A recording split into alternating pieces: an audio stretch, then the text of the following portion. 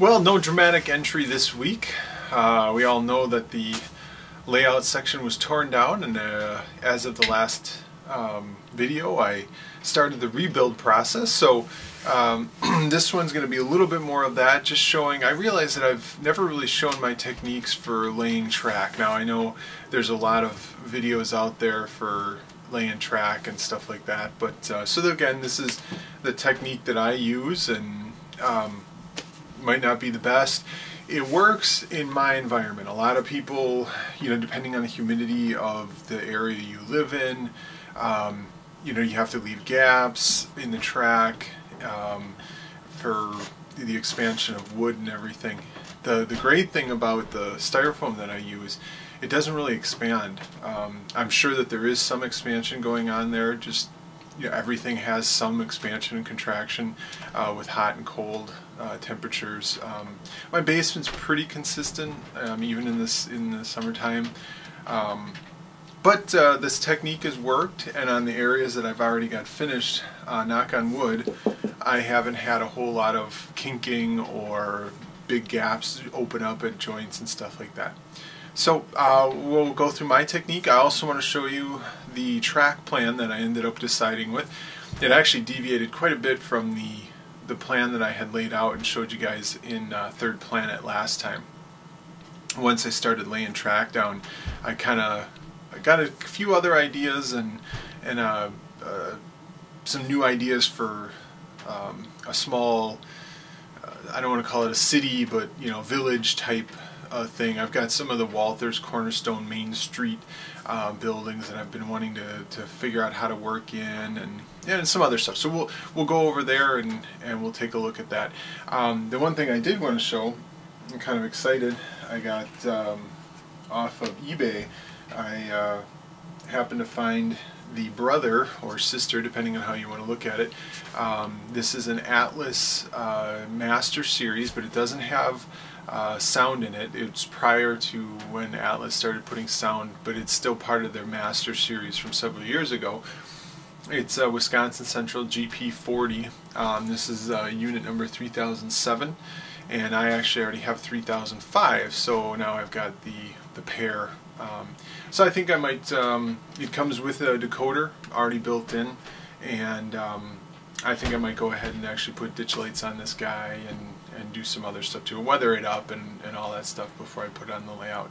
Since trains aren't running at the moment, since I have the layout under construction, there's no real rush, but this will be a project. So for now, I think that's really the intro, so why don't we flip over to the layout and start going over stuff. Okay, so it doesn't look like much at the moment, but basically what I've started doing is just laying out a basic track work, and what I like to do is come in with a Sharpie. Sometimes I've got a couple different colors, but at the moment I've got a green one that I'm using and a black one. Doesn't matter really. But I started laying out, and you can kind of see there's like the center line of a curve.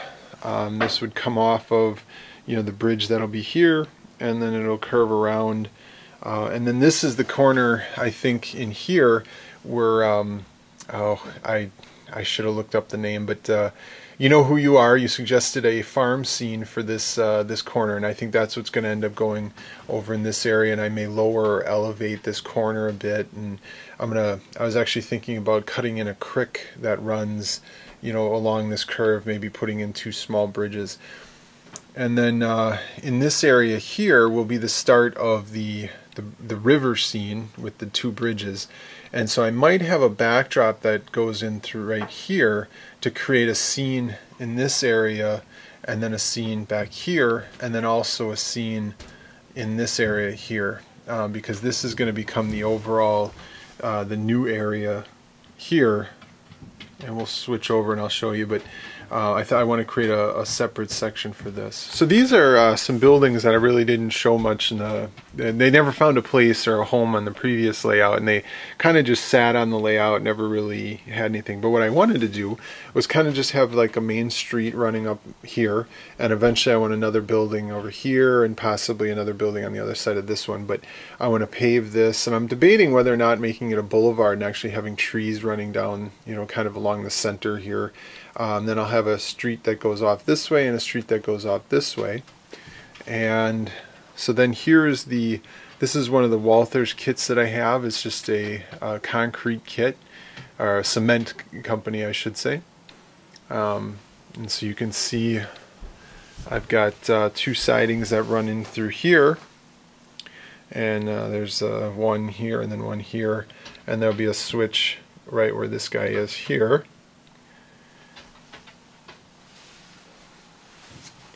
And then this is the lumber yard, and they'll have a lead, and this guy doesn't belong here. They'll have a lead coming in, and then I'm going to pave this in here so I can drop off center beam flat cars and bulkhead flat cars, so then they can be unloaded on either side. And then there's a lead that'll come off and service this guy here.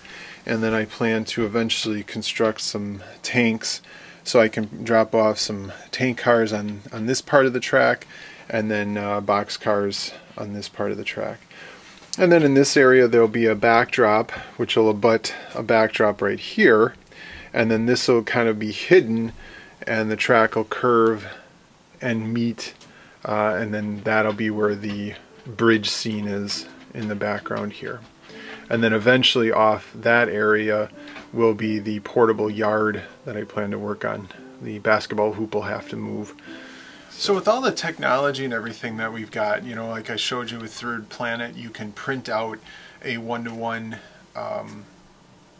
template so you can use your to get the curves correct and your switch locations and everything like that. But one of the techniques that I've always used is just a piece of wire, and I've got, in this case, I've got a drywall screw, and on the other end I've just got a loop I twisted. And so then what I do is I take my Sharpie, and you can just put it in, and I've got this measured out to be like 28 inches, and so then I'll just press this in and swivel this around, making it a giant protractor, I guess. And it works well for the most part. It gives me somewhat consistent curves, but they're also freehand. You know, it's not exactly a 28-inch curve, you know, depending on if I tilt this or whatever. But the great thing is as I come to the end, I can just tilt this out, and that helps me create a nice tangent to the straightaway. And I've got different lengths of this. So I've got, you know, some down as low as like 20 inches, which is what I used in the new sidings and stuff like that. But the main lines, like this one's 28 inches. And like I said, overall, for the most part, this works. You just plop it down, draw it in. There you go. You got the center line of your curve. And then you can shift it over and draw another one, and then you've got another curve paralleling it. So a lot of what I do is freehand, kind of just let the track go where it may, and then I can clean it up as I lay the track. So for the track laying process, I'm going to be using two different techniques. One is the standard track nails, and then another one is using liquid nails or you know, an adhesive caulk-based method. Obviously, you can't nail down track to the Styrafoam, so that's not going to work. So in those areas, I'll be using the liquid nails or the caulk.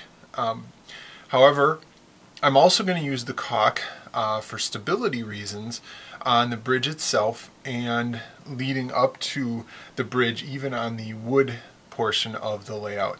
Now, I will say that when you lay track using track nails, you want to make sure that if you spike in the center of the track where the holes are, that you don't overdrive the nails. What can happen as you drive that nail in, the tile actually starts to do this, which then draws the rails if you think of my knuckles as the rails, will draw those in. You'll actually get a tight spot in your rails. I know a user mentioned this, a viewer mentioned this a few videos ago, that using track nails isn't advisable. You can, you just need to keep in mind that you don't overdrive them. If you don't overdrive them and you don't bend the tie down, you should be fine. I've used them for years. You just have to consciously make sure of that while you're driving the nails. The beauty of using the caulk is that there's no chance of that. You lay that bead of caulk down, you smooth it out, put your track down, and you're good to go. So, I'm going to flip over here real quick just to kind of show you what I've got going. Okay, sorry for the handheld here, but this probably work a little bit better. So if you remember, in the past I had a switch here, and you can see where the track actually changes color here. The weathered rail versus the unweathered stuff here. The switch used to come across here, and then this formed to come into one track. So what I've done now is I've got two tracks, and they'll actually, so the Roadbed is, and this is just the Woodland Scenics foam Roadbed, and I've got it trimmed right at the edge here. So I'll bring the next piece of Roadbed up here, and I'm going to actually glue this in place here. And I know it seems kind of strange, but on the bridge I am actually going to have a crossover, and I figure this is nice and stable. I'll have Caboose Industries ground throws like normal, and then I can mount the the switches for polarity for the frog on the side of this. Once I've got the, I'm going to do something similar like I did here, where I've got a catch in case the trains derail. I'll do the same thing here. So this track will come in, join up here, other track will come in here, join up here. So I'm going to lay down a bead of caulk, put down some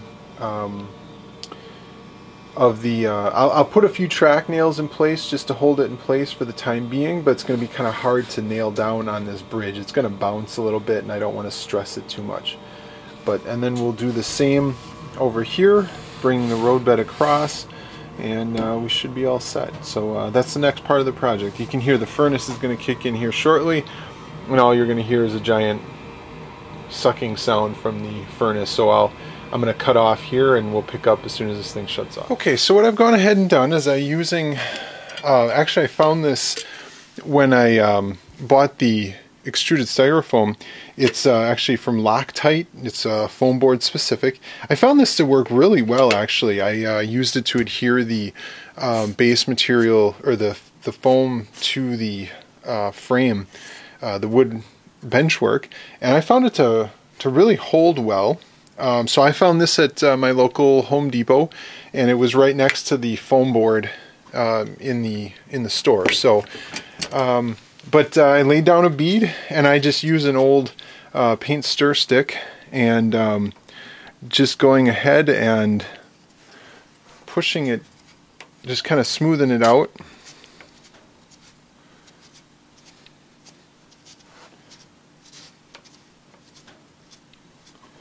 You know, and the thing is, if you feel you're not using enough or you're using too much, you can always add more in as needed. And then I'm going to come back, and I've got, so I managed to salvage quite a bit of my foam Roadbed from the previous layout, so kind of worked out nice.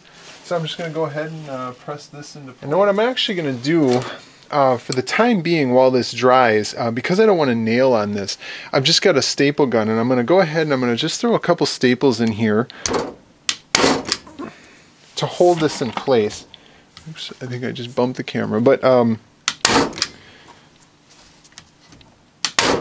that'll help keep this in place. Now I'm actually, okay, so that's one piece, and just for grins, I'm going to take a piece of track here. Okay, so I've got pencil marks on the board here, and so I know that you know, I want the Trackwork to kind of come in like so.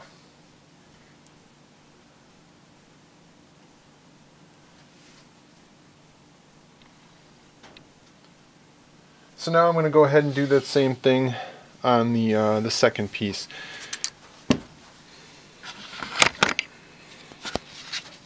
And you can see I've just bridged the gap here, and I can come back and I will cut this once this is dry. My plan is get this stuff in place, let it dry, and then I'll come back and cut both the roadbed and the track at the same time. And then with the dimensional stability of this bridge, I'm hoping that that'll line up perfectly from here on out. That's the plan anyway. Okay, so I've got both sets of roadbed in, and both sets or both tracks, and I've got it tacked down, and I'll remove these at some point once this dries. So now what I'm doing is just measuring out the track and getting it all kind of just pieced in, so I can come back once the a caulk is dried from on the roadbed. I can come back in and I can apply the track then. This seems pretty dimensionally stable, so I'm pretty happy about that. And so now it's just a matter of figuring that out. And for cutting purposes, just so kind of fill everybody in, I use a pair of Xuron rail nippers. These are really nice. You can use a hacksaw, you can use Atlas makes a razor saw, things like that. But I like this because you can just come in and there's the cutting edge, and then this is the crushing edge, if you will, and that's going to leave the end a little bit squished, but you can just clean that up, and I just put my finger here so the piece doesn't go flying, and that's it. It gives it a nice clean cut. See if I can get it to focus on it. But anyway, so that gives it a nice clean cut, and it's really quick. You just measure it out, cut it with these guys, and you're good to go. Okay, track work time. I've got all the track trimmed up. I've got, this is pretty well glued in place. I'm pretty confident with it. I've got all the track cut according to what I want, so I'm going to go ahead and I'm going to do the same process of laying a bead of caulk down and then coming by and smoothing it with the piece of wood that I have, and then I'm gonna lay the track down, and I'll probably put some weights on it just to keep it pressed into place until it dries. Normally I'd use just push pins or something like that in the foam, but obviously with the wood I don't want to do that. So that's the next step, so we'll get to it here. Okay, I think I got a little bit ahead of myself here and didn't record some of this, but I'm going to show you the end results anyway. So here's the bridge as it stands, and I've got all the track in place. It's glued down, and what I did on these ends, I went ahead and I drilled holes on the outside of each of the rails in the ties, and here I think I put them actually right here and here, and then that helps to keep the track from moving left to right. And then I did the same thing on this side, and so you can see I've got this starts the curve. So I just cut these with the razor saw, so I got a nice fine cut, and then kind of ironically enough I had to come back and actually file these down just with the heavy-duty mill file that I have. And I've got it to a point. The only thing I'd like to work on is I think I'm going to end up sanding this down a little bit, just so it slides in and out just a little bit easier. It's pretty good, but I'd like it to be a little smoother. As it is though, I just line everything up, and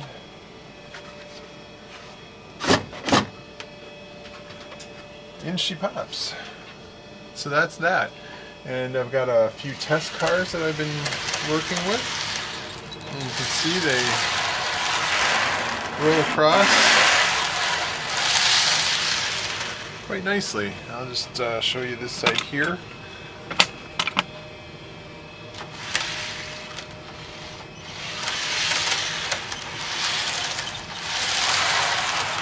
And then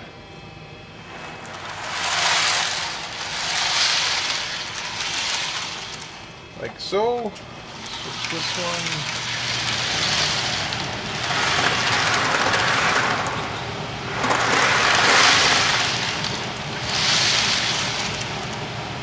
So, and then when it's done, I just gently lift it out, and that's it. So that's the bridge. I'm pretty pleased with how it turned out. And then on these ends, before I get too far, and unfortunately, my furnace is right there, and so that's why you're hearing the loud jet engine sound. But so what I did, kind of the same thing. I tacked down these tracks here and on the outsides of these rails to hold these in place. So these are nice and solid. And as I experimented with this, I lifted the bridge out multiple times, put it back in place, and I've got it to a point where everything lines up pretty much every time without derailments, which is really what I was going after.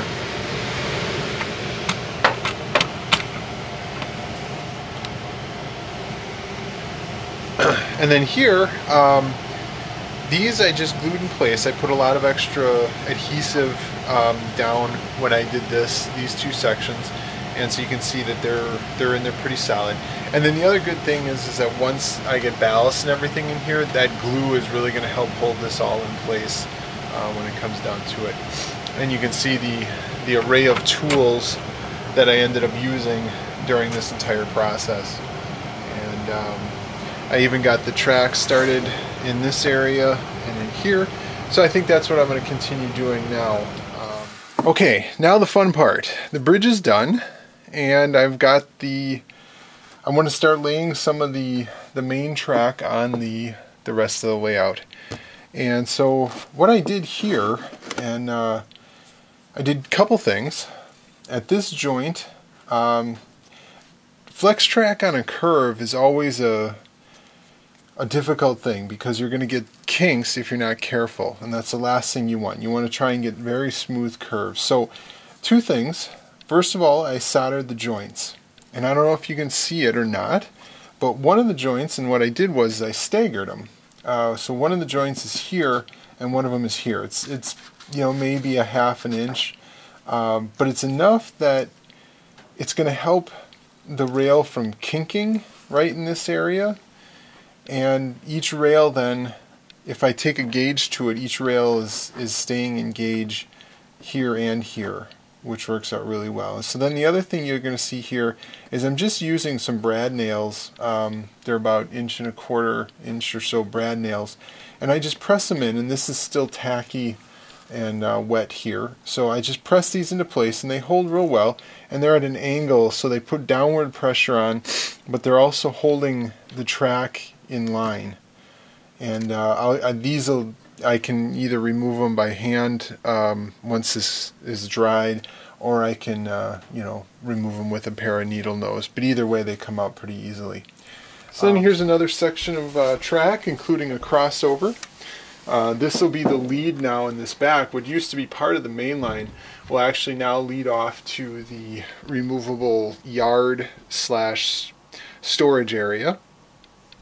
And so this is actually the main line here now. So the trains will come running along here. And I thought, well, I do have an industry here that if the trains are coming along the main line, they can diverge and run off onto this track. And so I just threw this crossover in. I'm finding I've got some extra switches, turnouts left over from when I tore things up. So I thought I'm going to put that in there. Gives me some options if I need it. And then you can see I've got just put the Caboose Industries ground throw in there, and I'll put one in here. And so that's it for that section. And then you can see, hopefully this isn't too herky-jerky. No, it's not the smoothest.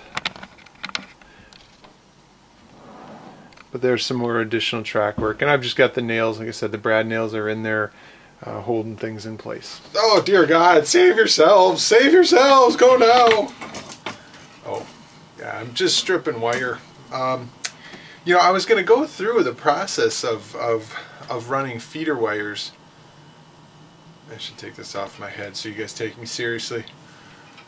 But Penn Central 99, and I'll put a link in the show notes. I think I've referenced him before, but if I haven't, you should check out his channel. Actually, at the moment, a couple days ago, as of the video that I'm shooting right now, he was doing a video on putting track down. So he's kind of doing the same thing I am, and I thought, well, you know, I'm not going to overlap what he's showing and what he's already doing, because I looked at his techniques, and it's kind of the same thing that I was doing. I was going to show anyway. So instead of showing you guys running feeder wire, I'll just reference him and tell you to go check out his channel and watch his video on it. So for reference, what I'm doing, I've always used a 14 gauge Romex, and what I do is I just strip the PVC jacket off of it and to expose the two, you know, the black and the white wires. And then what I'll do is once I get a long enough length, I'll clip it, and then I'll run that underneath as my feeder wires, as my bus wires. And then I use the suitcase connectors, Scotch locks, vampire taps, insulation displacement connectors. They go by all sorts of different names. And I guess it's a good thing I decided not to show you, because I just looked at my workbench and I don't have any. So I guess I got to run to the hardware store and get some. But anyway, you know, you just clamp around the wire. You can put two wires in. You clamp one to your bus wire, and then you have another wire that comes out that goes to the feeder wires. In my feeder wires, I use recycled Cat 5 network cable, solid 30 gauge wire. Sometimes it's 28, sometimes it's 28. I'm sorry, not 30. 30 is too small. It's a 28 gauge wire. Now, some of you are thinking that's awfully thin for carrying the current of DCC system. However, I run feeders probably like every 3 feet, and especially with the switches that I have, they're non-power routing, so I have to put feeders everywhere. It's a tedious process. However, the great thing is that you can use thinner gauge wire, and you know, you're putting them in all over the place, so none of the feeders are carrying as much current as they have to. You're distributing that power load over many feeder wires, and so it's a lot safer that way. And you don't have these big gaudy feeder wires that you got to try and hide with paint and all that stuff afterwards. So like I said, Penn Central 99, check out his stuff. He's doing some good stuff on tracklaying and everything. I think that's it for this week, though. I'm going to continue laying down some track. I'm going to be doing the same thing in this area, and I can't wait. I wanted to show you guys a video of the first train running. All the glue is dried, and I tested out the Trackwork with my test train. I really wanted to run a train through it, but without power, I'm not going to get very far. So I want to work on this, and then hopefully next video we'll start with the trains running through there, and then hopefully I'll have all the track laid in the switching area in the town, if you will. And then we'll see what the next part of the project is. If I'm going to dive right into the bridge scene, or you know, work on backdrops and other things. And I really like that idea of the farm along that one corner. So lots of things to do. It's kind of exciting now that I've got this all, you know, getting underway. So thanks everyone for watching. Thanks for coming back. Thanks for subscribing, and we'll see you next time.